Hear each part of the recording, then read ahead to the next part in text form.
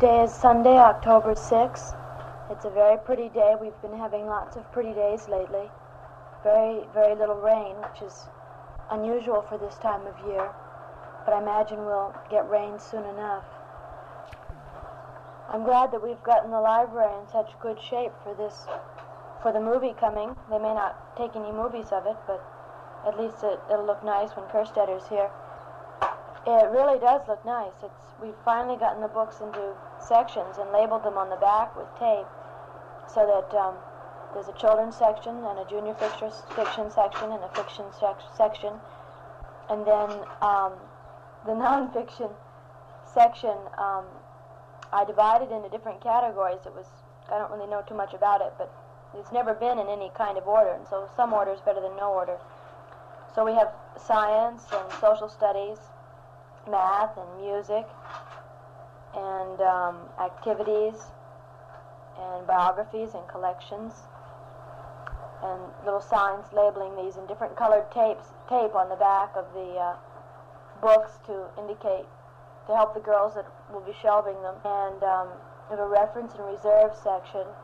We're going to write in the back on the reserve books, do not take out of the library. I was wondering if maybe you might have some extra stickers that say that or something, or maybe maybe an extra stamp that we could stamp that on it. So then we decorated the library with book jackets and posters, and I'm going to take some pictures. It really looks nice, and it seems to be moving along quite smoothly. The new volunteers have worked very, very hard, and things are really coming along. The record and yearbook have not arrived, so I don't know when they were sent. It usually takes about 2 months, so maybe you can find out when they were sent, but they haven't arrived yet. But the run and in didn't stop this week, and that usually brings our female. So maybe the next time our female comes, they might be on there. I'll tell you as soon as they arrive. October 30th. I think the last time I made a tape, we were going into typhoon condition. It seems to me it was right about a couple weeks ago. The storm it was coming, did not reach typhoon force by the time it hit here, so we just had very strong winds and a lot of rains. We missed Monday. We heard about it Monday afternoon from school. We missed Tuesday of school and Wednesday of school. Greg and I packed everything away and helped other people and waited it out. The boat here, the Marianas, was ruined in that storm and sunk pretty much. It's just total loss. It's now on the bottom of the harbor, but you can still see it because the harbor's not too deep. But the M boat made it okay. But we now have no boat on the island, and we really have to depend on the Marianas and the plane. And the Ron and Nim and the plane. Looking at it, we put the magazines that we get in the library so that people can come in and read them. The record and yearbook arrived, and everybody just arrived a couple days ago. Everybody was very, very interested. We showed it to our teacher classes. Greg showed it to his, and I showed it to mine, and explained about the pictures and how it was arranged, and it's being shown to the different classes, and then we'll put it in the library. I'll write a letter to the school about it, and I think some of the children have already written letters, but they really got a big kick out of it.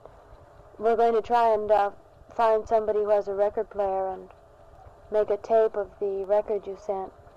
I think somebody on the island has a record player, and then it'll be a little easier for us to use. It's really nice to have it now that Christmas is coming, and we're looking forward to being able to listen to it before too long. Here is another view of that stormy October and November in 1968 from Peace Corps volunteer Fay Nelson's journal. When she wrote her parents, she included extended pages from her journal for them to read and then save in a 3-ring binder. She says, I was able to write much more for them, and there's more detail of my Peace Corps experience. Fay Nelson's 1968 journal diary excerpts, Tidbits, sent January 4, 2022 by email. Monday, October 7, opened the library for the first time. Stampede. Tuesday, October 15. Library was a stampede in the afternoon. Our work there is finishing. Monday, October 21. Typhoon condition 2, secure, wait.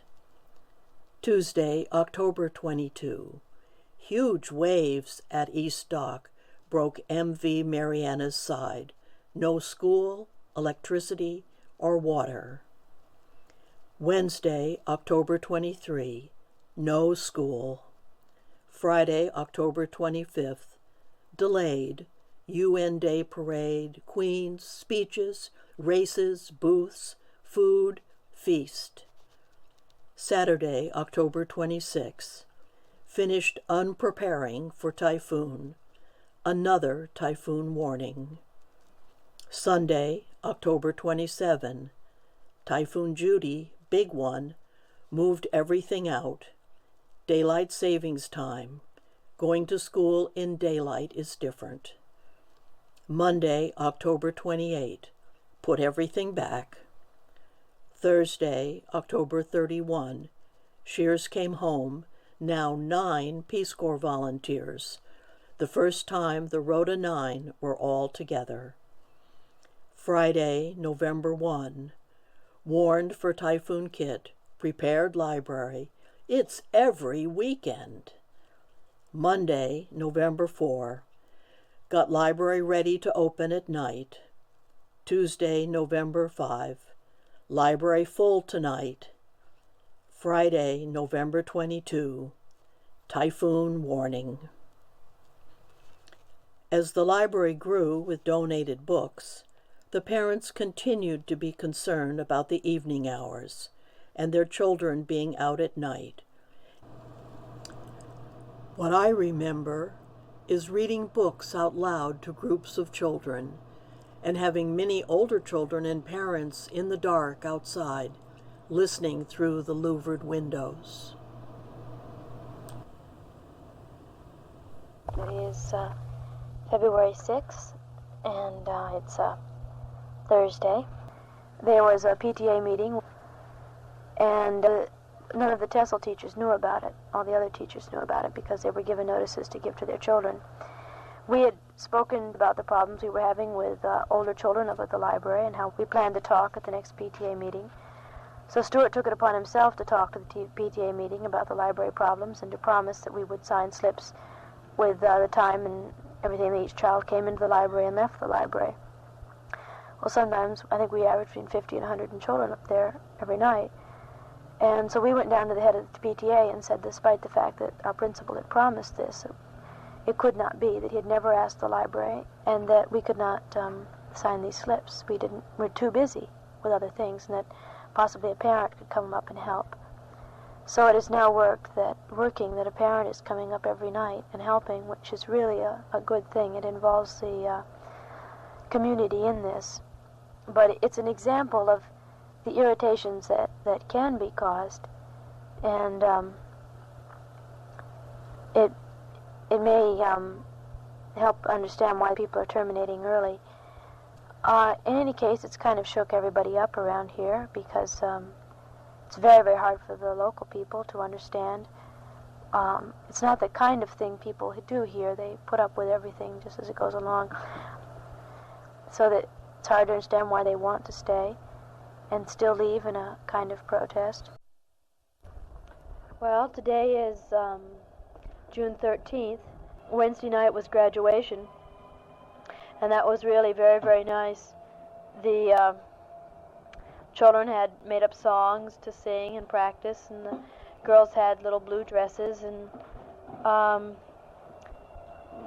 different speeches were gave. Ben gave a very nice speech and thanked us for the help that we'd given and stuff. And afterwards there was a lot of food, and really tasted good. And a lot of people came over to the house before we left, and some of the teachers came up to say goodbye, and we had flowers and things. Well, the plane was on time, and there was no problem about getting on it or anything.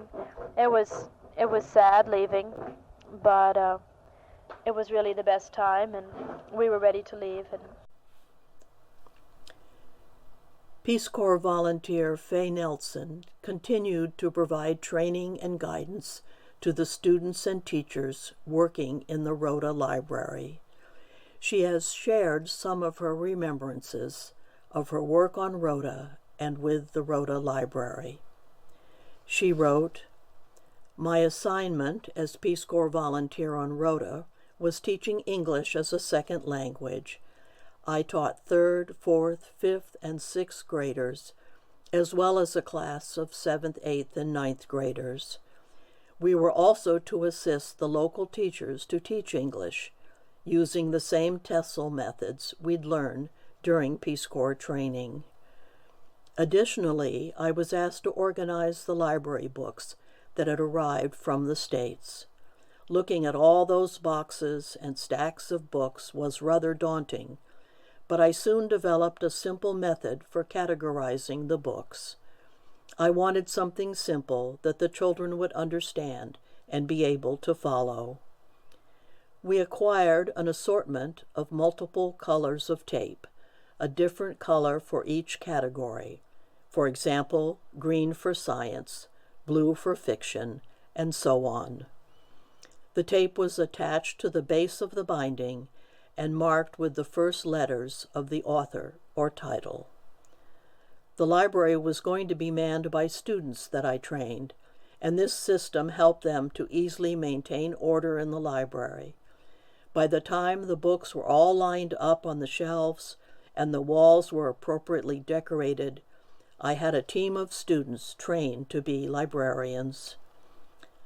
Unbeknownst to me, a prefab building was being sent to Rota that would become a permanent structure for the library.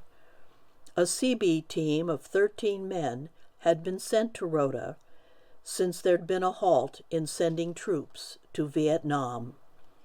Of the many projects they were involved in, the carpenter of the team, Frank Giordano, was assigned to the library project. With the help of a local man, Pete Manabusen, the new library was constructed. Here is the library dedication ceremony. The name of the song in English is My Island of Rota.